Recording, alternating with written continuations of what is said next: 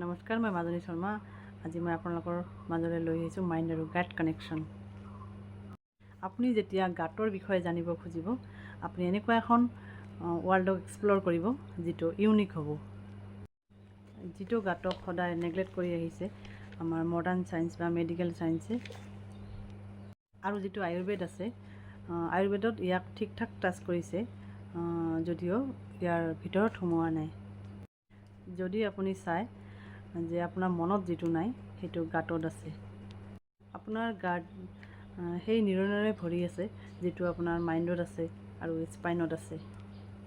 আপোনাৰ স্পাইনত যিমান নাৰ্ভছ আছে তাতকৈ বহুত বেছি নিউৰন আপোনাৰ গাঁতত আছে। আপুনি বিলিভ কৰিব পাৰেনে? ইয়াৰ দ্বাৰা এইটো বুজা যায় যে গাঁতৰ নিজৰ এখন ৱৰ্ল্ড আছে। যিমান ইমিউন ছিষ্টেম আপোনাৰ বডিত আছে তাৰে 70% অকলে আপোনাৰ গাঁতত, আপোনাৰ হাতত বহি আছে। মানে কি, যিমান বেমাৰ আপোনাৰ ওচৰত হৈ আছে সেইটো কেৱল আপোনাৰ বা আপোনাক ছাপ্ৰেছড ইমিউন ছিষ্টেম দিয়ে। আৰু হাতত বহি থকা ইমিউন ছিষ্টেমক প্ৰথমতে তাক ৰিড কৰি লয় আৰু সেইটো আপোনাক এলাৰ্জি দিয়ে। Auto immune disease